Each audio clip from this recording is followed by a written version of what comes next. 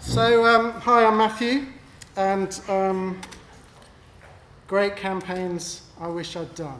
So Movember, has anybody here, this is the easy way to ask the question, has anybody here not heard of Movember? See, I'm onto a winner. Anybody here not come across somebody who's grown one of these little things?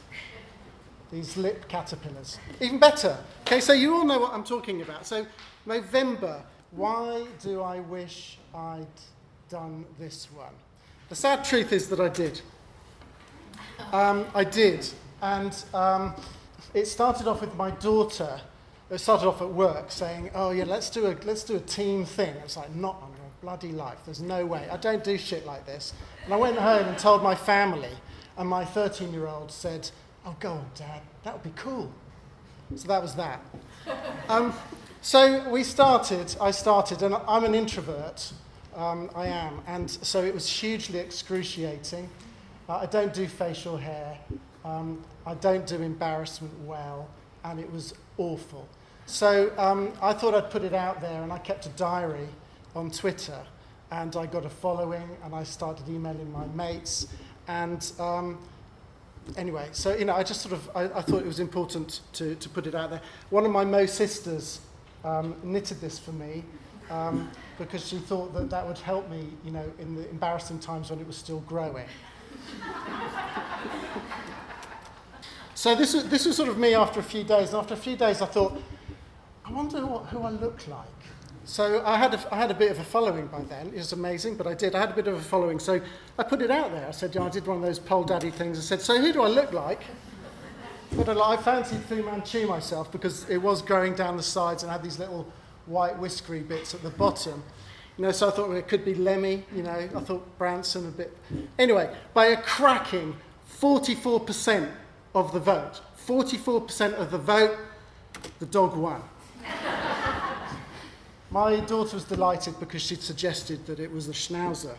Anyway, so engagement was going pretty well, excruciating though it was. So our next thought, do you know what? I'll really get into this because Movember was fantastic as a campaign. There had all sorts of things going on. I thought, I know, I'll ask my base, what should my final cut be like? I'll go to the, shape my mo. There, shape my mo. Believe it, absolutely. So, who do you think? Anyone? I think they went for John Stark. Yeah, you see, I fancied, no, they went for Clark Gable, yeah, as if.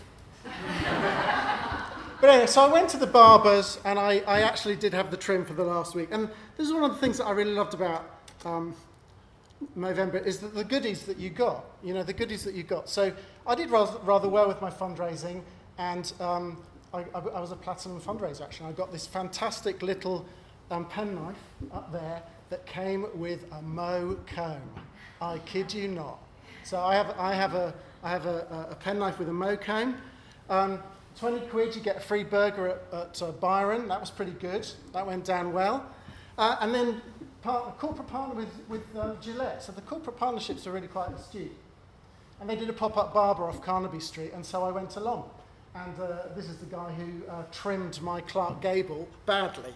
But, the experience was rather good because the theme was this fake, faux masculinity. And I think that's what's beautiful about Movember is, frankly, it's a bit of a send-up of that macho stuff that every bloke really wants to try it once, I think. I'll only do it, that's it. So, results, though, and I think as a global phenomenon, this is sort of one of the things I think is really fascinating about Movember. So it's only been going 10 years, and in 10 years it's grown from 30 participants to over 1 million participants around the world. That was pretty phenomenal. In 10 years it's grown to have 4 million people who have done it over that period, which is phenomenal. It's raised 350 million quid globally in that period, which is phenomenal. And it's funded 770 projects related to men's health. Oh, I didn't mention that it was about men's health. Oh, that's interesting. Now, why is that? So there are some other things that it's about. It's about men's health, if you didn't know that already. 20% of participants visited the doctor within a year of growing their mow. This is one of the things that the Movember campaign I think was really phenomenal. It's basically about wusses. Men are wusses when it comes to their health and going to the doctor. But this is quite phenomenal. 79% of participants have had a conversation about their health. I went to the doctor, I had one of those health checks, and if you're interested, I've got the blood pressure of a teenager, the bone density off the chart, and I've got a bit too much tubbiness over my internal organs. But you can't have everything. Okay, billions of conversations about men's health. And I think that's sort of one of the big things about this, that as a campaign, as a brand, it's quite fun, it's quite funky, but it really wasn't that prominent creatively. As they said, this is about 500,000 walking billboards with their little tash, and every time people say, what on earth are you doing with that on your lip? Oh, let me tell you. Phenomenal. So I know you wanted to see my mow comb in action. There it is. Very good. And then I want to finish with, here, this is me with Stuart and Wally. Stuart and Wally, two very brave guys. I met them in the gentleman's club below the Barbers on Carnaby Street. They're both younger than me. They both had testicular cancer. They'd both lost a ball, and they were both there doing media work. And so, Movember, a lot of fun, but no laughing matter. And if you crack a joke about a cock between two balls, it's been done.